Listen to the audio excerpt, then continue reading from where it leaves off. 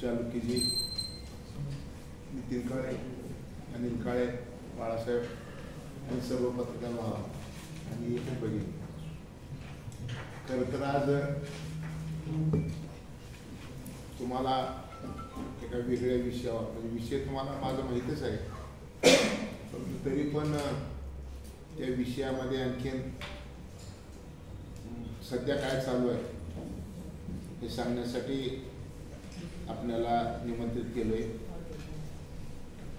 याच्या आधी धाराशिवच्या पत्रकारांनी या विषयावर भरभरून माहिती लोकांपर्यंत पोहोचवायचं काम केलेलं आहे याच्या आधी पण. आणि आज तोच विषय जरा पुढच्या पुढे जाऊन बोलायचा असेल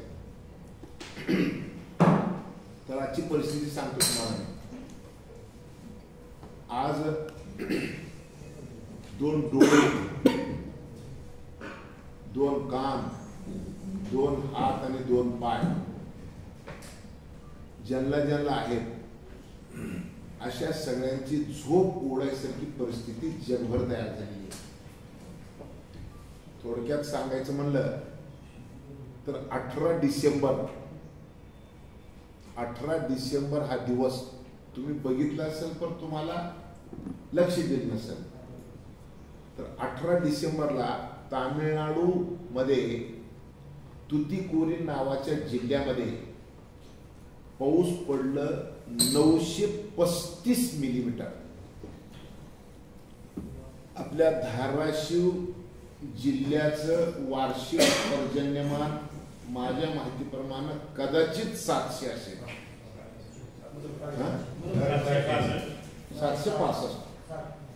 765 आपल्या जिल्ह्याचं वार्षिक पर्जन्यमान आहे. आणि तेच तुतीकोरीन मध्ये एक दिवसात 935 मिलीमीटर पाऊस पडलाय, म्हणजे 3 फूट. आता विचार करा, असले जर पावसाळे झाले तर तुमच्या माझ्या लेकराचं नेमकं काय होणार. पण एकच जिल्हा आहे का? नाही. आपण नागपूरमध्ये बघितलं, नागपूर बुडालं. कसं बुडालं? नागपूर शहरावर वर्षभर पडणारा पाऊस 30% 2 तासात पडलं. नागपूरमधले सगळे दुकानं पाण्यात बुडून गेले. उत्तराखंडचं जर आपण बघितलं तर गेल्या वर्षी ज्या उत्तराखंडमध्ये 1 लिटर पाऊस पडलं होतं ते या वर्षी 1200 लिटर पाऊस पडलं. जे उत्तराखंड मध्ये घडलं तेच हाँगकाँग मध्ये घडलं, तेच चीन मध्ये घडलं, तेच तुर्कीमध्ये घडलं, तेच पेरू मध्ये घडलं, तेच फ्रान्स मध्ये घडलं. लिबिया मधलं तर एवढं भयानक आहे. लिबियामध्ये डेर्ना नावाचं शहर, माझ्या अंगावर काटे येतात या शहराचं जर हे केलं तर. 2 महिन्यापूर्वी लिबियामध्ये डेर्ना नावाचं शहर एका रात्रीत 1.25 लाख लोकसंख्येचं शहर एका रात्रीत वाहून गेलं. 40 ते 50 हजार लोक मेले.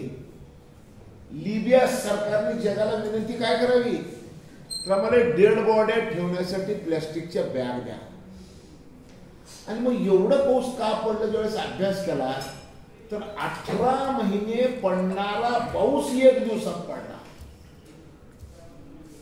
पूर्ण जगभरातलं बघितल्यानंतर मग IPCC intergovernmental panel on climate change ही संस्था 1988 पासून 198 देशाचे प्रतिनिधी, जवळपास 1100 शास्त्रज्ञ यांनी सांगितलं की 2030 नंतर 100 दिवस पडणारा पाऊस 52 तासात येऊन जाणार आहे.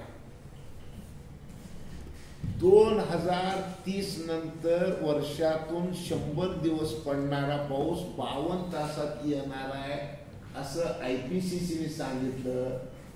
तिथंच तुतीकोरीन मध्ये 935 मिलीमीटर पाऊस एक दिवसात पडलं। याचा अर्थ आपण 2030 बद्दल साक्षांक होतो, काय खराय ते 2030च्या आधीच त्याच्यापेक्षा दुप्पट भयानक प्रसंग आपल्याला बघायला मिळू लागलेले। आता हे सगळे प्रसंग आपण बघताना ह्याच्यातून रस्ता काय? जगातले शास्त्रज्ञ म्हणत fossil fuel fossil fuel fossil fuel. जगातल्या सगळ्या शास्त्रज्ञाची याच्या संदर्भामध्ये जी चर्चा चालू आहे, ही सगळी चर्चा जर आपण बघितली तर आपण हे सगळं होणार आहे 2015 मध्ये पॅरिस मध्ये जी जागतिक पर्यावरण परिषद झाली, त्या जागतिक पर्यावरण परिषदेमध्ये जगातले सगळे राष्ट्राध्यक्ष, सगळे पंतप्रधान, तुमच्यासारखे सगळे बुद्धिजीवी पत्रकार जमले होते आणि त्या सगळ्यांनी सांगितलं होतं की जगामध्ये माणसाच्या समोर काही भयावह प्रश्न तयार होणार आहेत। या भयावह संकटातून मानव जातीला वाचवायचं असेल तर आपल्याला काय केलं पाहिजे?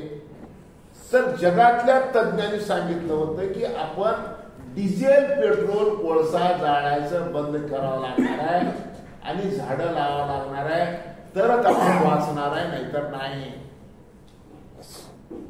आता तुमच्या धाराशिव जिल्ह्यामध्ये तुम्ही मी एकच भाऊ होतो पहिला, आता जरा 2 घरं झालेत, पहिली एकच आहे ना। आमच्या लातूर जिल्ह्यामध्ये अर्धा% जंगल आहे। महाराष्ट्रामध्ये सगळ्यात कमी जंगल असलेला जिल्हा लातूर, आणि त्याचाच भाऊ तुम्ही आहो। म्हणजे तुमच्यात आमच्यात काही फार फरक नाही। पेपरवर दाखवते 1.5% जंगल आहे, पण जंगल 1.5% आहे का फॉरेस्टची जागा 1.5% हेच कळणार गेलंय। जागा असणं वेगळं, जमिनी झाडं असणं वेगळं, आणि म्हणून आपलं मरण आता दरवाज्यावर आलेलं आहे। या मरणातून जर आपल्या मुलाबाळाला जर वाचवायचं असेल तर तुम्हाला मला महाराष्ट्रामध्ये देशामध्ये पहिल्यांदा जर चिंतेचा विषय जर कुठला असेल तर तुमचा माझा आहे। मी तर माझ्या जिल्ह्यामध्ये सुरू केलोय, आपल्या मी जिल्ह्यामध्ये काही गोष्टी सुरू कराव्या लागणार। पहिली गोष्ट अशी आहे की काय करावं लागणार आहे? पहिलं एक काम करावं लागणार आहे की आपणाला आपल्या हातात काय तर झाडं लावावं लागणार। आता झाडाचा विषय जर काढला तर तुम्हा पत्रकारापैकी किंवा इथं बसणारी इथं तर हे चालुक्यन, हे काळेन, हे सगळ्यांच्या पैकी यांच्या बापाच्या आज्याच्या काळात तर 100 एकरची आमराई असं होती का? आता किती? आता नाही, म्हणजे 100 एकर 200 एकर आमराई असायच्या। आंब्यांची आजी इकत नव्हती, वाटतो त्या अख्ख्या गावाला, पैऱ्याला, दायऱ्याला। आता पुण्यात गावात 150 एकरची आमराई राहिलेली नाही, झाडं सगळे संपून गेले।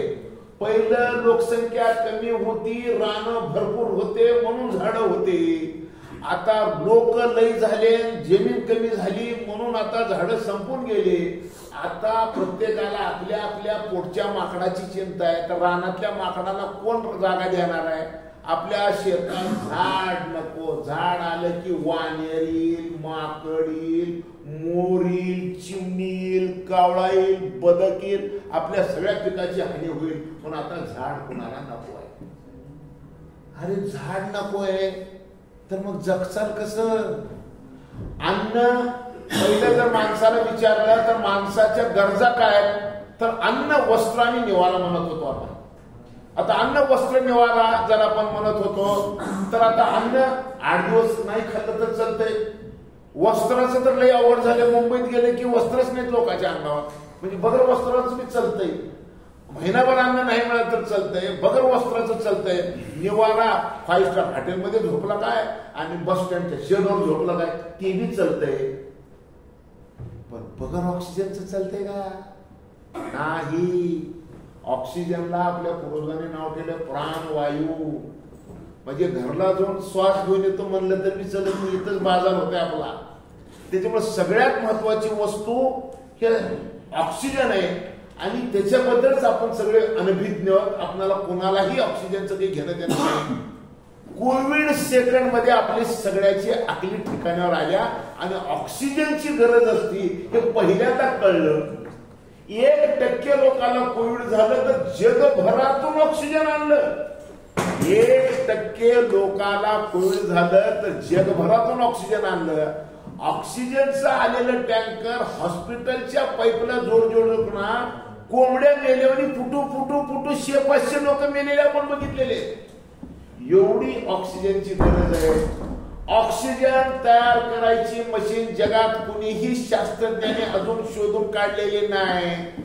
हवेतलं कार्बन ओढून सिलेंडर मध्ये कोंबणे ही टेक्नॉलॉजी मिळालेली आहे, पण ऑक्सिजन बनवायची टेक्नॉलॉजी मिळालेली नाही. ऑक्सिजन हे झाडच देते. ऑक्सिजनचं पेटंट देवाने आपल्यापाशी ठेवलेलं आहे. सगळे पेटंट आपल्याला दिले देवानं, पण ऑक्सिजनचं पेटंट दिलेलं नाही. ते झाडाच्या माध्यमातून होतंय आणि झाड आपण ठेवत नाही. हिंदू धर्म संस्थापक, मी त्या सगळ्या इतिहासात जाणार नाही, पण मी मोठा सांगतो. हिंदू धर्माचं वैशिष्ट्य काय? हिंदू धर्माच्या संस्थापकांनी माणसाला एक चांगली गोष्ट दिली की माणूस जन्मले हिंदू धर्मामध्ये की त्याला एक मिनी ऑक्सिजन मशीन दिली, ऑक्सिजन प्लांट दिला. काय? तुळस नाही, ते हिंदूचं घर नाही. तुळस कशासाठी? तर तुळस ही ऑक्सिजन देते. किमान आपल्या अंगणात जर तुळस जर असली तर आपल्या आईचं, बहिणीचं, पोरीचं ऑक्सिजनचं प्रश्न मिटल, असं सोय केली होती आपल्या पूर्वजांनी. पण आपण एवढे शहाणे निघालो की त्याच्यातलं सायन्स विसरलो आणि फक्त रीतिरिवाज ठेवलो. तुळस तर आहे, पण तुळस आहे प्लॅस्टर ऑफ पॅरिसच्या कुंडीमध्ये. तर तुळशीला म्हणतो तुझी माय कशी वाढते बघतो तुला, कशी ऑक्सिजन देते तू. बरोबर आहे का? आपण त्याच्यातलं शास्त्र विसरून गेलो. आणि गंमत अशी आहे की आपल्या पूर्वजांनी आपणाला ऑक्सिजन प्लांट दिलं. आता ह्या कलियुगात कोण दिले आपल्याला माहित नाही. आपल्याला कार्बनची मशीन दिलेली आहे. तुम्ही इथं या हॉलमध्ये येताना प्रत्येक जण मोटरसायकलवर आला. हे काय आहे माहितीये का? 1 लिटर पेट्रोल जळालं की 3 किलो कार्बन तयार होत आहे. 1 लिटर पेट्रोल जळालं की 3 किलो कार्बन तयार होत आहे. माणसाला ऑक्सिजन फायद्याचं आहे आणि कार्बन नुकसानचं आहे. नुकसानीची वस्तू तयार करायला लाव आणि फायद्याची वस्तू संपवून टाकला लाव. हे दुष्टचक्र पृथ्वीवर मानवजाताने केलेलं आहे. आणि म्हणून आता तुम्हाला मला काही गोष्टीची सावधपणा तुमच्या माध्यमातून समाजाचं प्रशिक्षण करायची वेळ आलेली आहे. आणि मग डिझेल पेट्रोल जाळणं हे पाप आहे, अशा पद्धतीचा संदेश आपल्याला द्यावा लागणार आहे. तुमच्या माहितीसाठी सांगतो, 1750 ला पहिलं इंजिन पृथ्वी तलावर जन्मलं ग्लासगो शहरामध्ये. ज्या दिवशी पहिलं इंजिन अस्तित्वात आलं पृथ्वीवर, त्या दिवशी हवेत कार्बनचं प्रमाण होतं 280 ppm. पहिलं इंजिन फिरलं त्या दिवशी हवेत कार्बनचं प्रमाण 280 ppm होतं. कार्बनचं प्रमाण पाहिजे 350 ppm. तर कार्बनचं प्रमाण झाले 422 ppm. आणि 450 नंतर पृथ्वीवर मानव जातीचं राहणं अशक्य होणार आहे. रिपोर्ट मध्ये असं म्हणलंय की 2050 ला 450 ppm कार्बनचं प्रमाण होईल. ज्या दिवशी 450 ppm कार्बन होईल त्या दिवशी भारताचं चित्र काय होईल? भावनगर, मुंबई, कोची, चेन्नई, कलकत्ता हे सगळे समुद्राच्या कडचे शहर पाण्यामध्ये बुडणार आहेत. फक्त हे संकट भारतावर नाही तर हे सगळं जगावर येणार आहे. पृथ्वीवरच्या मानवजातीने सगळी संपत्ती समुद्राच्या कडला जमा केली.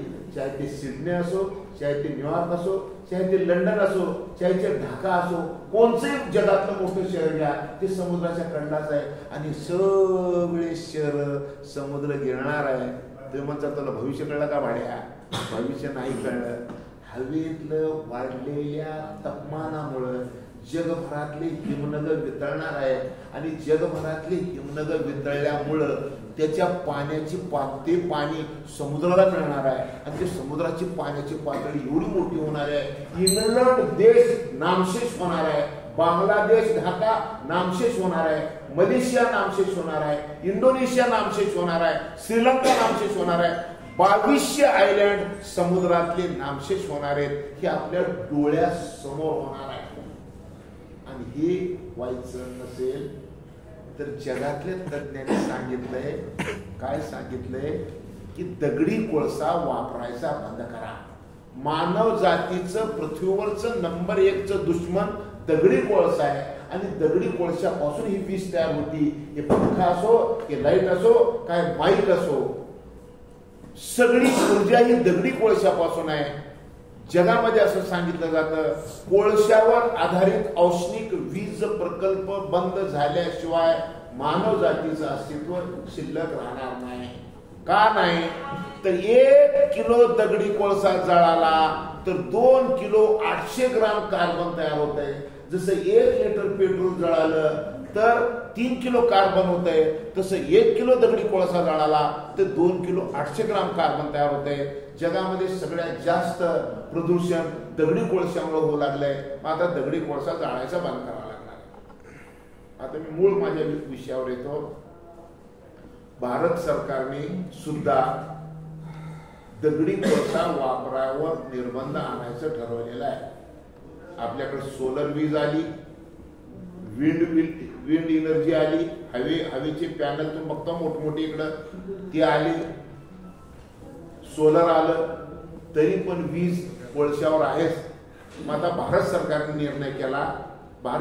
निर्णय असा केला, जिथं जिथं बॉयलर आहेत, दगडी कोळसा जिथं जिथं जाळला जातो तिथं तिथं बॉयलर मध्ये 7% दगडी कोळशामध्ये 7% बायोमास मिसळून जाळा, असा कंपल्सरी निर्णय या वर्षापासून आपल्या देशामध्ये तयार झालेला आहे. 7% बायोमास म्हणजे काय? तुरीच्या तुराट्या, कापसाच्या पराठ्या, मक्याचे कंदाड, सोयाबीनचं गुळी, हरभऱ्याचं गुळी, तुरीचं गुळी, मक्याचे कंदाड, हे सगळं ॲग्रो वेस्ट आहे. हे बायोमास आहे. हे बायोमास पासून वीज बनवा असं आता सगळे सांगू लागलेले आहेत. आपल्या देशाचे पंतप्रधान म्हणतात की मेरा किसान अब तक अन्नदाता था, अब मेरा किसान ऊर्जादाता बन रहा है. म्हणजे ऊर्जा ही शेतीतून बनवायची आहे असं आपल्या देशाच्या पंतप्रधानांनी सांगितलंय. आणि मग आता आपल्याला बायोमास हा दगडाला पर्याय, दगडी कोळशाला पर्याय म्हणून बायोमास समोर आणलेलं आहे. सुरुवात 7% पासून झालेली आहे.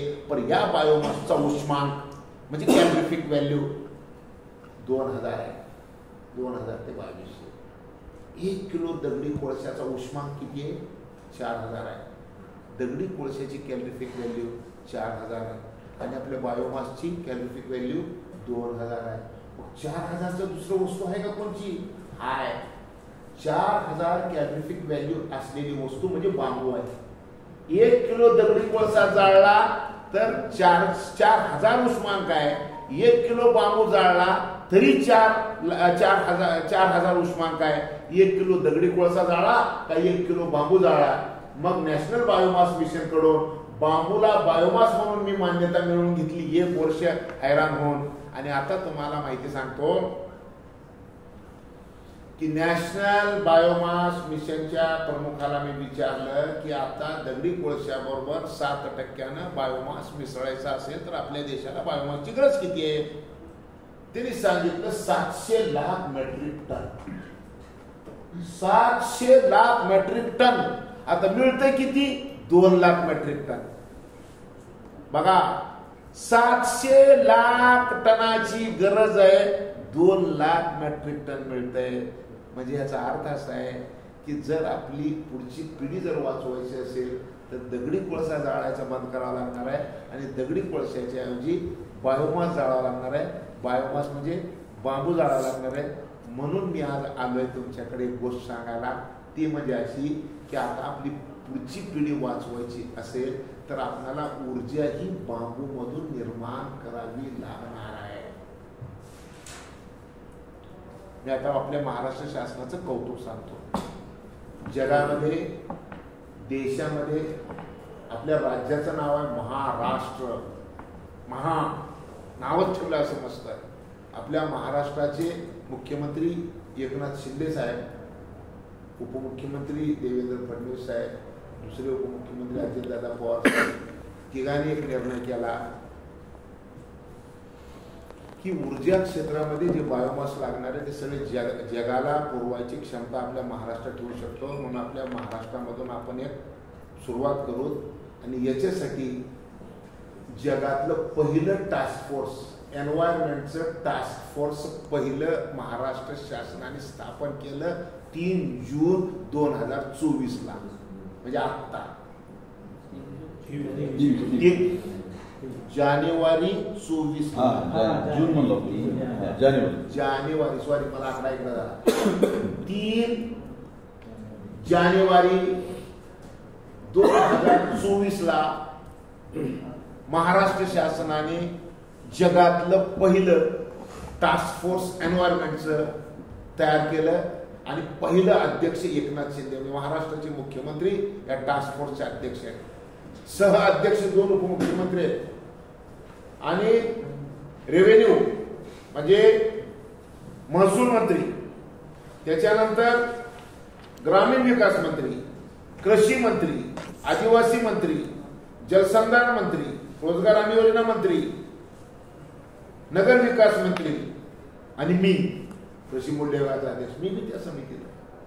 मला आनंद एका गोष्टीचा आहे, मी जे विषय तुमच्याकडे घेऊन आलो ह्याच्या आधी 2दा आलोय मी. आता ते विषयाला मान्यता काय मिळाली की राज्याला टास्क फोर्स करून त्या टास्क फोर्सचा उद्देश हे काम करण्यासाठी आलेला आहे. आज मी तुम्हाला आनंदानं 2, 4, 5 महत्वाच्या गोष्टी सांगणार आहे. ती ही की पहिले टास्क फोर्स झालं आणि या टास्क फोर्सचं काम सुरू झालेलं आहे.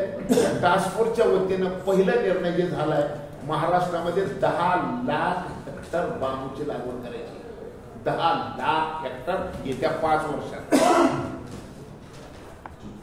दुसरी एक पडीक जमीन आहे महाराष्ट्रामध्ये, केंद्र सरकारची फॉरेस्टची आदिवासी लोकांना कसून खाण्यासाठी 9 लाख हेक्टर जमीन केंद्र सरकारने महाराष्ट्रात वाटलेली आहे. 2013ला ती जमीन वाटलेली आहे. ती जमीन आहे नंदुरबारला, ती जमीन आहे यवतमाळला, ती जमीन आहे गडचिरोलीला, ती जमीन आहे चंद्रपूरला. कोसळ सुद्धा नाही.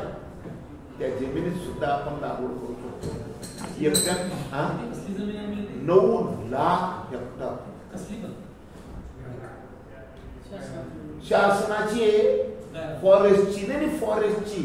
जिथलं फॉरेस्ट तोडलं, फॉरेस्ट तोडून शेतीला ठेवलं आणि ते असंच पडलंय. आणि त्या जमिनीपैकी मी डोळ्याने मी बघून आलेली जमीन म्हणजे 1,05,000 हेक्टर नंदुरबार जिल्ह्यात आहे.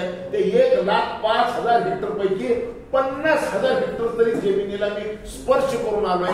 ती जमीन आहे अशी आणि ती शेती करायला गेली. त्याच्यावर शेती होते. मी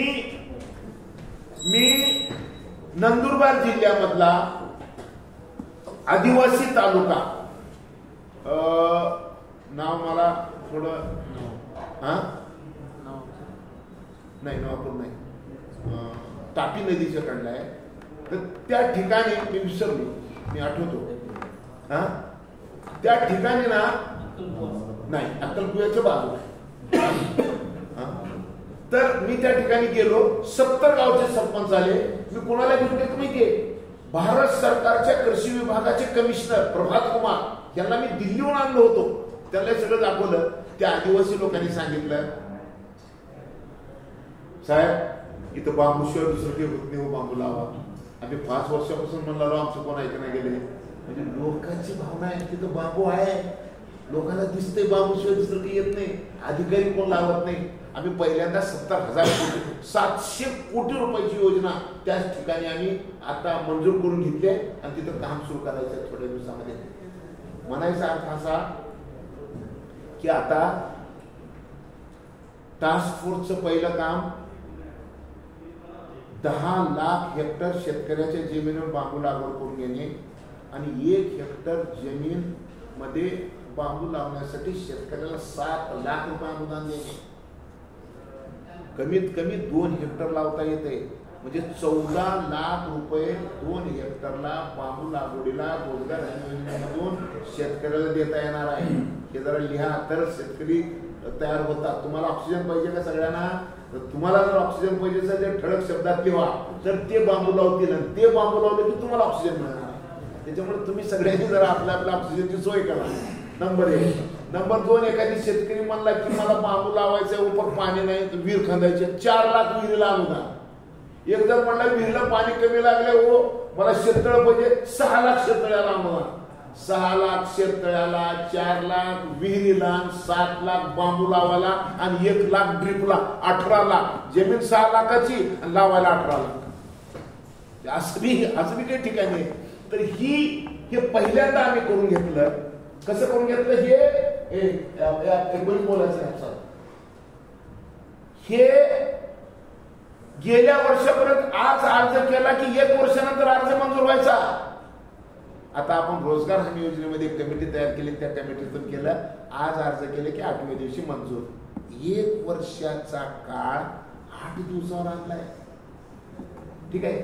झालं की आता लावायला पैसे झाले, योजना झाली. आता विषय असा येणार आहे की हे घेऊन कोण जाईल. तुम्हाला जर कोणाला पाहिजे असेल तर माझ्याकडे एक GR आहे. रिझर्व्ह बँक ऑफ इंडियाने एक नोटिफिकेशन काढलेलं आहे. नोटिफिकेशन असं आहे, आजपर्यंत प्रत्येक बँकेला व्हेइकल लोन प्राधान्याने कर्ज द्यायची योजना होती. वाहनासाठी कर्ज ज्याला पाहिजे अर्ज केलं की अर्ज मंजूर. आता रिझर्व्ह बँकेनं आदेश दिलाय, जन बायोमास पासून पॅलेट म्हणजे दगडी कोळशाला पॅलेटच्या रूपात आता आपल्याला सप्लाय करायचं आहे. जन पॅलेट्स बनवायसाठी कारखान्याला अर्ज करून व्हेइकल लोन सारखं त्याचा अर्ज मंजूर होईल. दुसरी सगळ्यात महत्वाची गोष्ट सांगतो तुम्हाला, आपले कार्यकर्ते आपले कार्यकर्ते तर आता दुसरी महत्वाची गोष्ट सांगणार आहे तुम्हाला की बांबू लागवड मोठ्या प्रमाणात होणार आहे, करावं लागणार आहे. बांबू महत्वाचं काय आहे, माणसाला 280 किलो ऑक्सिजन लागतं. तुम्हाला सगळ्याला वर्षाला 280 किलो ऑक्सिजन लागतं प्रत्येक माणसाला. बांबूचं एक झाड 320 किलो ऑक्सिजन देतं. आपल्या माणूस जातीचं दुश्मन कोण आहे? कार्बन. कार्बन तुमचं माझं दुश्मन आहे. कार्बनचं दुश्मन बांबू आहे. जगभरामध्ये जेवढे झाड आहेत त्या सगळ्या झाडापेक्षा अधिक 30% कार्बन खायची क्षमता बांबूत आहे. म्हणून आपण बांबूला निवडलंय. बांबू जगामध्ये अतिशीघ्र गतीनं वाढणारी वनस्पती आहे. बांबू कधी फुटभर वाढतंय, कधी 2 फूट वाढतंय, कधी 3 फूट वाढतंय. 40 फूट फांदीने पालाने ती दिवाळीमध्ये घुसणारे असतात का नाही, तिथं तसं बांबू भस 40 फूट वाढतं 8 दिवसात. हे त्याचा चमत्कार आहे. हे त्याचं गुण असल्यामुळं आपण त्याला हे केलेलं आहे, स्वीकारलेलं आहे. आणि म्हणून आता बांबूपासून काय होत आहे का, भाजी बांबूची, मुरब्बा बांबूचा, लोणचं बांबूचं, तांदूळ बांबूचे, शिजवायला भांड बांबूचं, पळी बी बांबूची, चमचा बी बांबूचा, शर्ट बी बांबूचं, फरशी बी बांबूची, छत बी बांबूचं, लाईट बी बांबूची, टूथब्रश बी बांबू. म्हणजे 1800 वस्तू बांबूपासून होतात. आणि तुम्हाला बांबूचा चमत्कार बघायचा का कोणाला? कोणाला बांबूचा चमत्कार बघायचा असेल तर बेंगलोरला airport terminal 2 Kempegowda airport Bangalore जाऊन बघून या. 100% बांबूमध्ये एअरपोर्ट बांधलंय. आणि या वर्षी तुम्ही पेपरवाले म्हणून तुम्हाला सांगतो, जगातलं अति सुंदर कुठलं एअरपोर्ट असेल तर बेंगलोर हे डिक्लेअर झालं जगातलं सुंदर एअरपोर्ट. त्या एअरपोर्टच्या पुढे आता गुवाहाटीला एअरपोर्ट होणार आहे. आता टेंडर निघतंय 8 दिवसामध्ये. हे टेंडर माझ्या मित्राला मिळतंय. बेंगलोर पेक्षा 50 फूट सुंदर एअरपोर्ट बनणार आहे बांबूचं. दिल्लीमध्ये लोकसभा तयार झाली, त्या लोकसभेमध्ये 5 लाख स्क्वेअर फीट बांबूचं आहे. म्हणजे बांबूपासून सगळ्या वस्तू होतात. म्हणून परवा मी केंद्रीय वाणिज्य मंत्री 16 तारखेला केंद्रीय वाणिज्य मंत्री पियुष गोयल साहेबांबरोबर माझी मिटिंग होती बोर्ड ऑफ ट्रेडची. मी त्यांच्या सगळ्या वस्तू सांगितल्या. त्यांनी 3-4 भारत सरकारचे जॉईंट सेक्रेटरी इकट्ठा केले. सगळ्या वस्तूवर चर्चा झाली आणि त्यांनी निर्णय असा केला की बांबूच्या संशोधनाला 1000 कोटी रुपये देतो. IIC Indian institute of science Bangalore, ISRO पेक्षा सुद्धा IIC मोठी संस्था आहे विज्ञानामध्ये आपल्या देशात, जिथं APJ कलाम बसायचे. आता APJ कलामचे ऐवजी डॉक्टर KGP रेड्डी बसतात. ते आमच्या बैठकीला आले होते. त्यांनी सांगितलं की काचेपेक्षा 10 पट पारदर्शक काच बांबूपासून तयार होऊ शकते. रस्त्यावरचं रात्री चमकणारं रेडियम, हे रेडियम कापसाची सरकीच्या वर केसासारखं धागा असतो, त्याला लिंटर म्हणतात. त्या लिंटरपेक्षा सुद्धा 10 पट प्रभावी रेडियम बांबूपासून तयार होऊ शकतं. आपणाला आता यान मंगळावर जायचंय, चंद्रावर जायचंय. चंद्रावर जे यान घेऊन जायचंय ना, त्याच्यासाठी जे पाईप लागतात लोखंडाचे, यानापेक्षा ते पाईपाचं वजन जास्त झालंय. पण आता शास्त्रज्ञ विचार करू लागले, चंद्रावरची मोहीम आता लोखंडाच्या पाईपच्या ऐवजी बांबूच्या पाईपवर करता येते का, या संदर्भामध्ये विचार सुरू झालेले आहे. कल्पना चावला, आपल्याला सगळ्याला आठवतंय की कल्पना चावलाचं देहांत यानामध्ये झालं. कल्पना चावला का गेल्या, तर कल्पना चावला ज्या केबिनमध्ये बसल्या त्या केबिनची एक टाईट पडली.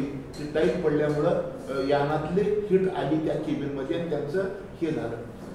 आता जगामध्ये एक शोध सुरू झालेला आहे, तापमान रोधक वस्तू जगात काही जर का असेल तर त्याचं नाव बांबू आहे. तुम्ही सगळे खेड्यातल्या आपली मोटर जळाली पाण्याची, तर ते मोटर भरणारा बांबूची पाचा म्हणते का, तर इकडची लाईट इकडे जाऊन करंट, ते फक्त काम बांबू करत असते. हे आपल्याला उदाहरण आहे. आणि मग या सगळ्या गोष्टीचा अभ्यास करण्यासाठी भारत सरकार आता 1000 कोटी रुपये देत आहे. आणि महाराष्ट्राचं उद्योग मंत्रालय, आपले उदय सामंत जे उद्योग मंत्री आहेत, त्यांनी आता प्रकल्प बनवायला सुरुवात केले. 1 महिन्याच्या आत महाराष्ट्र सरकारचं बांबूचं औद्योगिक धोरण जाहीर होईल.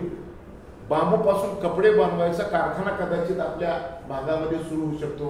या सगळ्या गोष्टीची सुरुवात आता आपल्याला बांबूपासून करायची आणि बांबूची शेती मोठ्या प्रमाणामध्ये करायची, का तर वृक्ष झाल्याशिवाय आपण वाचणार नाही. आणि मग या वृक्षाचं काय होणार आहे हे तुम्हाला जर आम्ही सविस्तरपणे सांगितलंय. मी जर बोलत बसलो तर मी रातभर बोलू शकतो. मी या विषयावर 9 जानेवारीला तुमच्यापैकी मी कुणाला निमंत्रण देऊ शकलो नाही. खरं तर अनिल काळे एकटे चालते का, अनिल काळे ह्या जिल्ह्यातून कोण तिकडून 2 जण आहेत. ते या लोकांना मी निमंत्रण दिलं, काही लोकांना बाळासाहेब नाव विसरलो तो आम्ही. मी जगातले 47 शास्त्रज्ञ बोलवतो मुंबईमध्ये. माननीय मुख्यमंत्र्यांनी आमच्या 9 जानेवारीच्या कॉन्फरन्सचं उद्घाटन केलं. मुख्यमंत्री महोदयांनी, राज्यपाल महोदय 2 तास बसले आणि ते IICचे DG तिथं 14 तास बसले. स्वतः नादेर गोदरेज 13 तास बसले. गौतम अडाणीची सगळी 25 लोकांची 14 तास बसली. भारत सरकारचे कमिशनर बसले. महाराष्ट्र शासनाचे 7-8-10 सचिव दिवसभर बसले. म्हणजे किती नाव घेऊ मी की एनबार नावाचं एक संघटन आहे, जगातल्या 48 देशाच्या बांबूचं रिसर्च करते, बीजिंगला ऑफिस आहे, त्याचे प्रमुख बसले. पॅरिस, लंडन, न्यूयॉर्क असे किती शास्त्रज्ञ, मी सगळ्या शास्त्रज्ञांची यादी आहे माझ्यापाशी. 47 शास्त्रज्ञांनी त्याच्यामध्ये भाग घेतलाय. आणि मग या संदर्भातलं सगळ्या अंगानं आपण हे तपासून घेतलेलं आहे. आणि त्याच्यामुळं तुम्हाला जर कोणाला बघायचं असेल तर CNBC चॅनलवर तुम्हाला 2 गोष्टी, म्हणजे मी 2 कोणाला व्हिडिओ पाहिजे असतील तर 2 व्हिडिओ देतो. एक व्हिडिओ आता आज आलेला आहे, एक व्हिडिओ आज आलेला आहे. ते म्हणजे असं की नेदरलँड, फिनलँड आणि भारत सरकार तिघांनी मिळून 4,500 कोटी रुपये खर्चून वर्षाला 6 कोटी लिटर 5 लाख टन बांबूपासून इथेनॉल निर्मितीचं जगातील पहिली रिफायनरी मार्चमध्ये सुरू होणार आहे. त्याचे CMD भास्कर पोकर हे तिथं आले होते. म्हणजे जगामध्ये या व्यवसायाशी संबंधित जगभरातले शास्त्रज्ञ आणि अधिकारी आणि बिझनेसमॅन सगळे या परिषदेला उपस्थित होते. आणि म्हणून माझी खात्री अशी झालेली आहे की आपणाला शेतकऱ्यांना उत्पन्न बी वाढवायचंय, आपल्याला ऑक्सिजन बी पाहिजे, तापमान बी कमी करायचंय, कार्बन बी कमी करायचंय आणि मानवजात वाचते का त्याचा प्रयत्न बी करायचंय. आणि हे जे 935 मिलीमीटर पाऊस पडला हे पर्यावरण बिघडलेलं पुरावा आहे. आणि हे जर पर्यावरणाला आपण सुदृढ नाही तर याच पद्धतीनं आपलं वाटोळं होणार आहे.